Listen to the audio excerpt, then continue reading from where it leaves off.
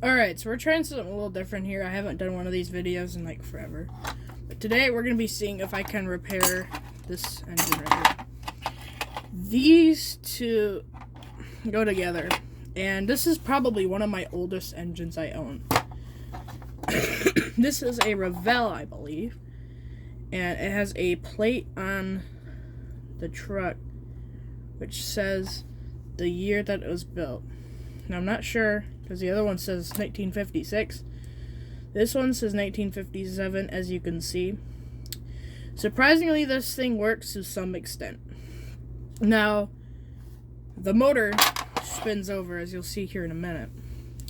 However, the band for the drive snapped. So I have this thing here, which I don't know if it's going to work. I'm hoping I can do it. And if that doesn't work, it'll probably be this will become a series. So now I guess let's get started here. First we're going to take the motor out of the frame. It's like it's a ginormous motor actually. It's a big old, it kind of reminds me of older Allen motors, blue box motors. This thing is actually a lot heavier. As you can see, there's more metal. I'm going to move this off to the side here. Now, like I said, this other truck plate says 1956. I'm not sure exactly what year it was. We're just going to give it a little, make sure everything's good. So here is the truck. So we got a part somewhere here. I have to find it. But this part, which goes in here like this. Let's see. And then the band connects to this part here, which leads through the chassis into the motor. So we're gonna just get everything set up here. I don't know, like I mentioned, I don't know if the band will work, so we're just kind of gotta thread the wire here. I don't know where I put the band. Oh, there it is. So it's gonna be a little big. It might work though. It might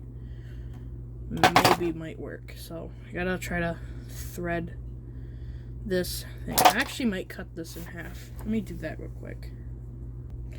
Alright, so I cut the band in half. Now it's a lot thinner. Now I've got two bands. If one fails, I got a second try. So now we just gotta kind of figure this out here. So we gotta get the shaft here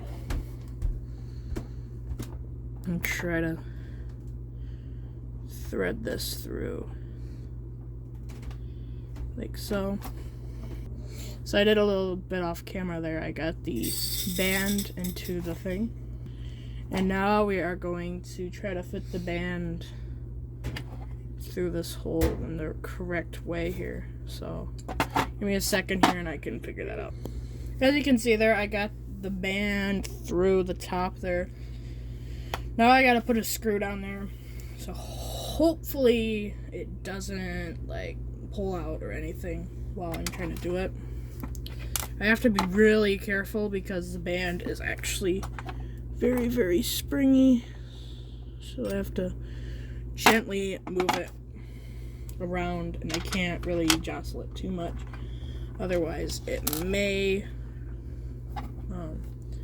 fall out of there. So we're gonna put this there. Now I think there might be a couple other parts that I need. This is one of them actually. It's like a weird little thing here. Gotta put the screw in there. Now we gotta somehow get that down there. So I will put the screw in off camera and save you guys the hassle. And save me a little bit of time too, so I don't have to work on my camera. Alright, so I got the screw in. Now we just gotta try to feed the band and put it on the motor, which is going to be difficult. I've got a band on here before, however, it didn't last very long. So what I did was I got the band up on top of the screw. with the driver. And then I carefully lifted it up with the screwdriver. Now you gotta be really careful with this part, especially because the drive shaft can fall apart. So I'm gonna do this off camera real quick and see if I can get it back through. Alright, so now we have our next part here. You gotta put this back on there so everything gets held together and I don't have to keep putting the wheels back in. So now what I gotta do is I gotta find the screws. Now I think there was only one screw on here. However, I want both of them. So for now, I'm gonna probably put one in. Move that a little closer. I found the other one, never mind. So I'm gonna put these 2 screws in. And come on, fucker, there we go. We gotta try to make sure that we do not drop the band back down. So as you can see, these 2 wheels here aren't gonna pick up any power because they have traction tires on them, both of these. So I put both of them on that side. And this side, I have the wheels switched around so it will pick up power. If it wasn't, it would short out really badly and maybe burn out the motor depending on how much voltage you put into it.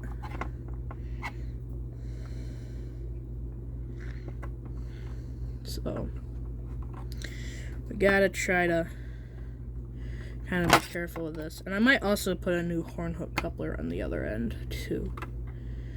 I would put Katie's if I had enough Katie's. I have 1 Katie on my desk, so. Come on, camera. There you go. So, we got both screws in. Now, for the hard part of getting the band into the motor. So, I'm going to first start out. You got to have the motor ready to go in, so I'm actually going to place it right there. So, I'm going to grab we're going to grab a toothpick, I guess. And we're going to gently pick up the band and put it onto the screwdriver. And hopefully not push it back down. I gotta somehow pick this up high enough to get this groove on the motor onto the thing itself.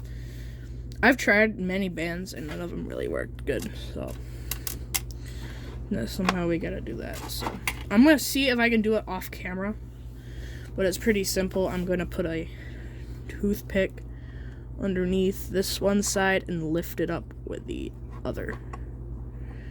Actually, I might be able to just do this. Ooh, that's much better. So I got it on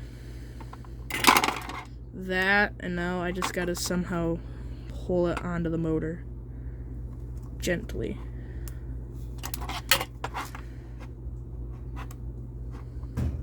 Okay, I got it onto the end. I want it to sit in the groove channel, because that would be much better. As you can see, I have it on the end of the motor right here. So, I do not want that. I want it in the channel itself. So, we're going to lift the motor up gently and put the screwdriver back underneath and lift. There we go. So now, if I was to turn this, we should turn the wheels. Now, I just noticed something. There's some sort of a weird clutch thing, which this connects to. But we do seem to have a little bit of spinach in the frame. So we should have it somewhat halfway done. So now I'm going to see, we're going to finalize the whole thing and make sure that it does spin over. And I might glue this metal bracket over to this bracket. I'm just making sure here.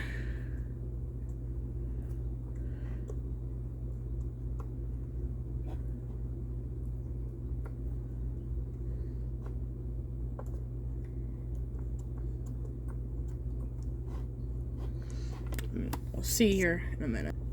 Alright, so now here's the real careful part. We gotta put these screws in here. I know the screw looks really small compared to the rest of everything, but this is the screw that went in here. Promise. And we're going to now screw it back in. And if this is not in here, I do not know if there would be any polarity in the motor. Now there's only one screw here, which it does appear to be good enough and secure that I think I can go over the track and test this thing out. And I also just noticed that it actually changed spots. But as you can see, if I was to turn the flywheel, you can see that it does turn to some extent. And I want it to turn a little bit. I'm not sure if the motor will handle it, but we can see. So let's go take it over the track and test this thing out. Alright, so I guess let's see if this thing checks out. So I have a full power right now. Okay, so motor does turn over. But it doesn't seem to be enough to turn the wheels. Like mentioned before, this thing has like a goofy clutch system kind of thing. I don't know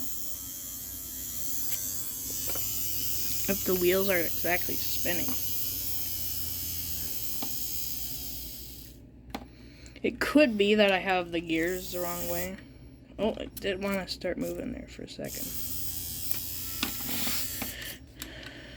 It does seem it likes going the other way better. You can see everything is spinning, but I don't think it's doing what it should.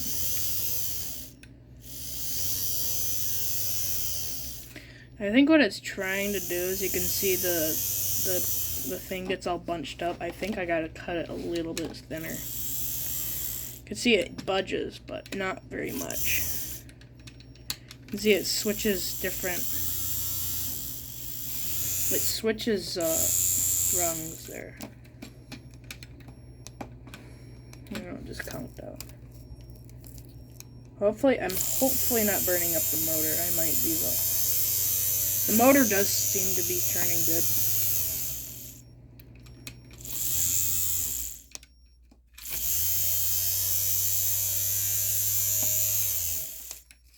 I might have put the helix gears the wrong way, so it's like locked up. But I guess let's see. Let's bring it back to the bench. Well, as you can see with that test, it wasn't very good. It wasn't very promising.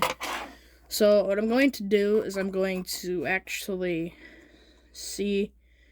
I think the problem is here, where it's a little thicker. So I'm going to have to undo everything that I just did and shave that down again. Alright, so I put this thing back together now. I hope it works. I tested it a few times. It is doing the same thing as it was doing earlier, however, not as badly. So I'm hoping that that'll mean that it isn't going to do what it was doing earlier. So I guess let's see. Let's take it over the track and test it out. If it don't work, there'll be a part 2 coming out, and maybe hoping to get this thing back working again. So let's go take it over. Well, here's a moment of truth. I'm gonna put this light up in the front clip here. Hold on. There we go. So, moment of truth. Will this locomotive turn over? Let's see. Hope it moved there for a second.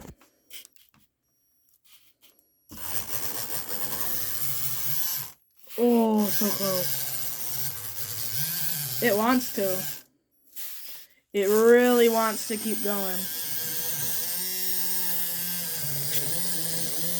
I think the band popped off of it because it just doesn't move good. Oh, and something happened because it's not getting any power at all. So, let's see here. There we go. Yeah, I think the band snapped or broke again. There's the motor. I'm gonna see if I can pop the band back on and maybe we can get it to move a little bit more. Alright, so we got some bad news. The band broke. That's why it wasn't moving. The band snapped. I don't know really how it did. But we are down to one more band. I really hope the last band works, because I don't know what else to do if it doesn't. If anyone else has ideas on how to make this thing work properly, please tell me in the comments below this video. Yeah, thank you guys for watching.